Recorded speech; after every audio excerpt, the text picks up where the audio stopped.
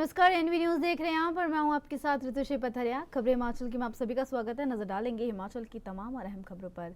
हिमाचल प्रदेश के राज्यपाल शिव प्रताप शुक्ला ने बिलासपुर में नवरात्रि के अवसर पर चल रहे दुर्गा पूजा उत्सव 2023 में भाग लिया। राज्यपाल शिमला से विशेष रूप से मां दुर्गा की संध्याकालीन आरती में भाग लेने पहुंचे। नगर आराध्य देव बाबा नाहर सिंह मंदिर पहुंचने पर पुजारी वर्ग ने उनका जोरदार स्वागत किया। उन्होंने नवरात्रि के 8वें दिन मां कालरात्रि की पूजा अर्चना की और अपने परिवार की सुख समृद्धि की कामना की। इस अवसर पर दुर्गा पूजा समिति के संस्थापिका डॉक्टर मल्लिका नड्डा ने उन्हें मां दुर्गा की चुनरी उड़ाकर और पूजा कर समिति की ओर से एक स्मृति चिन्ह भी भेंट किया। राज्यपाल ने दुर्गा पूजा समिति का इस सौभाग्य के लिए आभार व्यक्त किया। राज्यपाल को उत्तर क्षेत्रीय सांस्कृतिक दल द्वारा भगवान श्री कृष्ण के आशीर्वाद स्वरूप स्मृति प्रतीक से सम्मानित किया गया। इस अवसर पर उनके साथ बिलासपुर के विधायक त्रिलोक जम्वाल, विधायक जे.आर. कटवाल, पूर्व मंत्री राजेंद्र गर्ग, जिला प्रशासन के सभी अधिकारी उपस्थित रहे।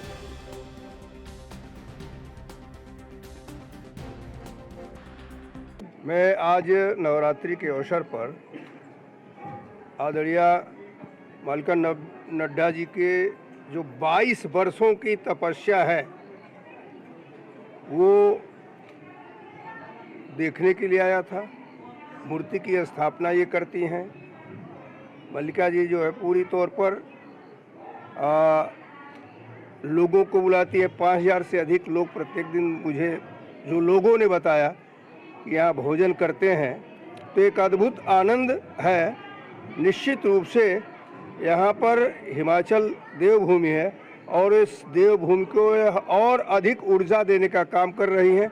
इस नाते मैं आया था, यहाँ आरती में सम्मिलित हुआ और मैं समझता हूँ कि निश्चित रूप से सभी लोगों को जो यहाँ के हैं आ करके यहाँ पर आरती में सम्मिलित होना चाहिए और दुर्गा जी के दर्शन करना चाहिए। आज धौलरे मंदिर के प्रांगण में हम सबके लिए बहुत ही हर्ष और गर्व का विषय था कि महामहिम राज्यपाल जी जहां धौलरे मंदिर में बजिया जी के पास मत्था टेका, वहीं उन्होंने दुर्गा पूजा में शामिल होके हमारे दुर्गा पूजा समिति का मान सम्मान बढ़ाया।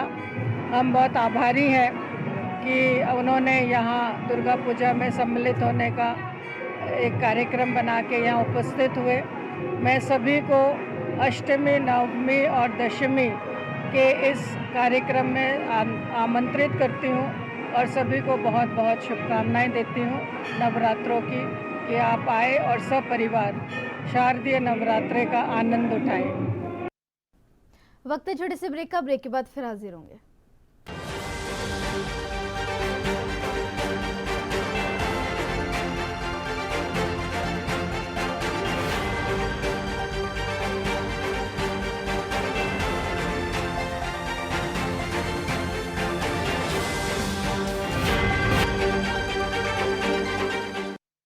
और वही ब्रेक के बाद आप सभी का फिर से स्वागत है। बढ़ते हैं खबरों की ओर। नगर निगम शिमला के मेयर सुरेंद्र चौहान अपने कामों को लेकर लगातार सुर्खियों में बने हुए हैं।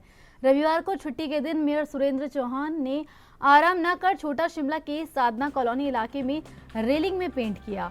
इस दौरान बड़ी संख्या में उन्हें युवाओं और महिलाओं का भी साथ मिला। बता दें कि इससे पहले भी मेयर सुरेंद्र चौहान आपदा के बाद चल रहे राहत कार्य में रास्ता दुरुस्त करने के लिए मलबा हटाते हुए देखे गए थे। वहीं इस बारे में जानकारी देते हुए मेयर सुरेंद्र चौहान ने बताया कि स्थानीय लोगों ने उन्हें रेलिंग पेंट करने के काम के लिए कहा। इसके बाद स्थानीय लोगों के साथ उन्होंने भी अपनी निजी खाते से छोटा योगदान दिया।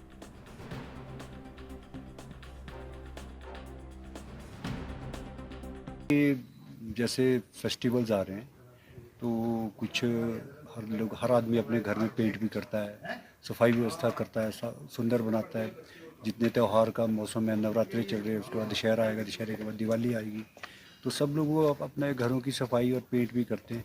तो उसमें हमारे यहाँ लोकेलिटी के लोग थे, उन्होंने सबने कहा कि हम इसको जो है जो रेलिंग्स है इसमें काफ़ी 10-15 साल से कभी पेंट नहीं हुआ था, तो उसको पेंट करना चाहिए। तो हमने लोगों के द्वारा कंट्रीब्यूट किया गया, मैंने भी उसमें कंट्रीब्यूशन डाला, सबने यहाँ जितने भी यंगस्टर्स हैं, लड़के हैं, महिलाएं भी इसमें आई थी, तो सभी लोगों ने कंट्रीब्यूट करके और हमने ब्रश और वो दिया। ये कोई ऐसा टेक्निकल काम भी है कि इसमें ब्रश ही चलानी है और रीलिंग में ग्रीन और वाइट पेंट करना, उसको लेकर के हम आज साधना घाटी आए थे। और मैं समझता हूँ कि दूसरी जगह भी ऐसा करेंगे हम। कुछ लोगों को अगर पब्लिक पार्टिसिपेशन होगा इसमें तो अच्छा रहेगा, सबका सहयोग भी मिलेगा और अपने आप को सफाई व्यवस्था से लेके मामला भी है और लोगों को एक अवेयरनेस भी, और नगर निगम को भी काफ़ी फ़ायदा होगा इसका कि नहीं, पैसे जिस तरह से नहीं ऐसा कुछ नहीं है। ये तो एक लोगों की भागीदारी है, लोगों की भागीदारी के हिसाब से जो है इसको कार्य को कर रहे हैं। तो एक लोगों ने कहा कि हमको खुद करना चाहिए। तो हमारी पिछले कल बैठक थी यहाँ पे, तो सभी लोगों ने एक राय, एक आदमी के दो लोगों के द्वारा सुझाव रखे गए कि हम ये रेलिंग्स है जो ये काफ़ी सालों से इसमें पेंट नहीं हुआ है, तो एक बड़ा भद्दा दिखता। हमारा टायरिंग का काम भी चला हुआ है यहाँ पे, तो उसके साथ साथ ही हम इसको चाह रहे थे कि अब तो लोगों के द्वारा, हमारे जो यंगस्टर्स हैं, लड़के हैं, महिलाएं भी इसमें आई हैं, तो उन्होंने सबने मिल के पैसे इकट्ठे किए और एक हमने 4-4 लीटर के डब्बे लिए और उसको मैं सोचता हूँ अब जहाँ खुद लोग करना चाहते हैं और मैं खुद भी जाऊँगा, उसको हम नगर निगम के लेबर के थ्रू भी करवाएंगे और जहाँ पब्लिक पार्टिसिपेशन का होना अपने आप में बहुत। गिरिपार जनजातीय मामले को लेकर सिरमौर जिले में हाची और गुर्जर समुदाय आमने सामने है। गिरिपार को जनजातीय क्षेत्र घोषित करने के फैसले को जहां हाटी समुदाय स्वागत कर रहा है, तो वहीं दूसरी तरफ गुर्जर समुदाय इसके विरोध में है। नाहन में आज पत्रकारों से बातचीत करते हुए गुर्जर समुदाय के प्रतिनिधियों ने बताया कि गुर्जर समुदाय द्वारा यह मांग की जा रही है कि गिरिपार इलाके को जनजातीय क्षेत्र का जो दर्जा दिया गया है, सरकार एक बार फिर से इस पर पुनर्विचार करे। उन्होंने कहा कि मामले को लेकर केंद्र सरकार को गुमराह किया गया है और सही तथ्य सरकार के सामने नहीं रखे गए हैं। साथ ही इनका यह भी कहना है कि इस इलाके को जनजातीय क्षेत्र में शामिल होने के बाद गुर्जर समुदाय पर इसका सीधा असर पड़ेगा और जो आरक्षण मौजूदा समय में समुदाय को मिल रहा है उसमें लाखों लोग एक साथ शामिल हो जाएंगे।